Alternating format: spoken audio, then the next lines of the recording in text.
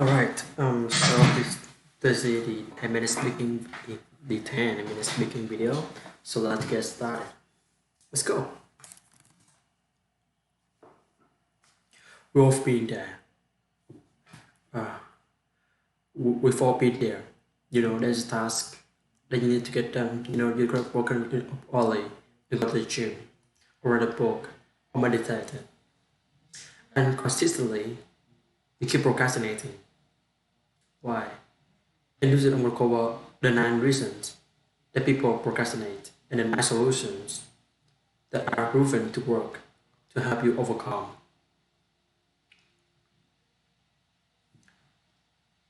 The first one is you start your day by setting yourself up for failure and not success.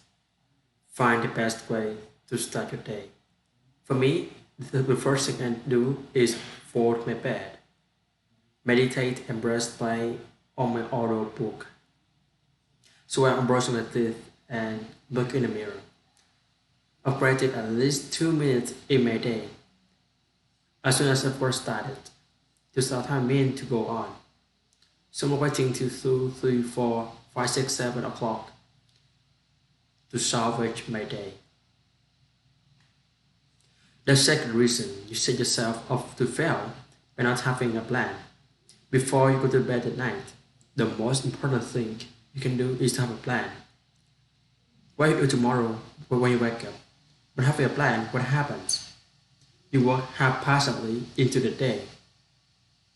And immediately you're distracted. You become an effect of your word rather than the cause of your word. And there's all kind of random factors that will affect you. So me ask you for a favor. Your friends calls and the distractions everywhere, and you need to navigate them. And the best way you can avoid procrastination is having a very clear plan. The third reason that links to the first is you have a plan, but you don't schedule it. You are satisfied by it. You write the plan down and you're satisfied.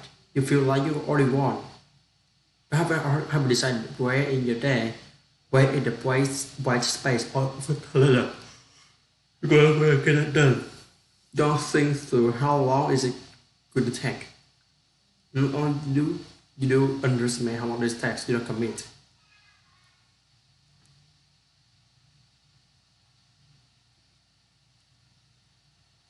You don't commit, and we have the clarity of where it's going to happen, how it's going to happen, and why. It's important to you. It's going to get done. But by leaving something to chance, by having some wiggle room, you make it more likely that you're going to procrastinate. Leave no stone unturned. Make it very clear. So all you have to do is step into your running shoes, open the door, and go for the 2 mile runs that you know you want to do. The fourth one is you don't put yourself in a productive environment. Be real, but you could get your book right written, and you get exercisements done by sitting in your pajamas again and work from home. Or working from somewhere it's comfortable. Or if you go to the writer groups, you sit there with other people to write the next chapter of your blog or your book. What is the most productive environment around you? What are productive people you know you can expose yourself to so you can get what you need to done. Number 5, distracting technology, distracting people and places. What I mean by this is there have been so many times where I love my family, but they're the biggest distraction sometimes. I'm sitting on my laptop, I'm having my headphones on, I'm focusing on something, but there's funny video they want me to watch. There's a random question that really I don't need to answer right now. And so what happens? My attention is drawn here, and it takes another 20 minutes sometimes. We get back into a flow, and that before really it wasn't my family, it was me. I know what I could do. I know I could go to a coffee shop down the road, go to the bus stop, or sitting in the car or the cafe at my local gym. Number 6, as you have avoidance for particular type of task. What I noticed when I was talking to my friends about this task, it's time to now coming return.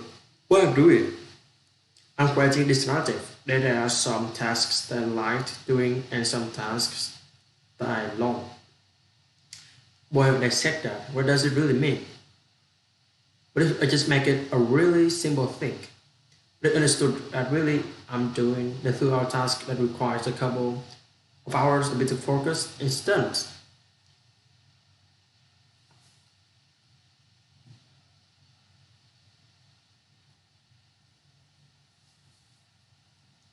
It's not is a problem. It's a what I mentally set myself up to avoid it and thereby creating more inertia, more challenges to get things done. When you reduce the obstacles, things become much easier and less likely to procrastinate. Like task list. Look at the things you want to get done. To be more productive, to be more disciplined, to build better habits and ultimately improve yourself. What are things that are kind of boring but need to get done that you put off with excuse? The excuse is slow and can't be bothered. Instead, if you just focus on the solution, what would make it easier? How long does it really takes? Really bad as you're making out. Number seven is is the demon of perfectionism. It's a demon. We come making videos when it comes to writing a folding application, when it comes to sending a message to the people I care about. There's so many times where perfectionism has gotten in the way, and I constantly remind myself, done is better than none. Complete is better than perfect. So take a look at the things you want to achieve. For big goals, write out the tiny tasks. Where does perfectionism get in your way? And what if you stop trying to be perfect and you start being consistent? Instead of focusing on ticking the check box, completing tasks, rather than trying to make them too perfect. Because doing things to 70%, but consistently and completely is better than 100% some of the time. Number eight, you don't see the point. You don't see the point in the task because somebody else has set it for you, or it's just what you've always done. Take a look at the task. Take a look at the item, the thing you want to get done, and ask yourself, why are you doing that? What is it for you? Leave something that is appealing straight away. The reason what you come up with, look deeper. Why am I avoiding this task that my college has set for me? Because I'm kind of annoyed that they didn't ask me if I want to do this. What am I annoyed about that? Because I didn't stand up for myself. I didn't communicate effectively. I've lot to help me out, but I have enough on my plate. So think through why is it that you can get you in this task? What benefit, if not immediately, clear, does it happen for you? And the final one, you haven't prioritized things properly. I think all the tasks that people set for me and I set for myself as belonging in 4 categories. Urgent, really, very important, kind of important, and it can wait. The thing that can wait. The one set by other people. Can you pick up some milk for me? Yeah, I can, but once complete the things that were important to me. The urgent things. I need to send the voice to get paid. Do you get paid someone in the company? Prioritizing and knowing what this task sits for me. It's something that I need to get the list. It's something that I need to delegate. It's something that I need to do. And if so, when?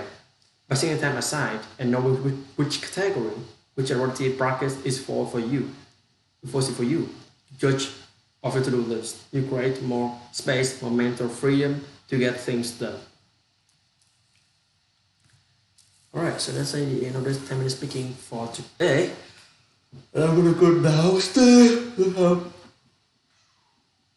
hopefully to blackmail to go downstairs for some stuff to have for clean the house, mopping the house. Maybe just have lunch. I'm gonna go downstairs. Like from now to 12, I think, maybe 1 o'clock, and I'm gonna go back here. And maybe then I'm gonna have a 30 minutes speaking. Right after that, I'm gonna do math. After that, I'm gonna focus on religion stuff. And actually, I'm not gonna think that I'm gonna play games for today. Right, so at least I think so. Alright, bye guys. Have a really good day.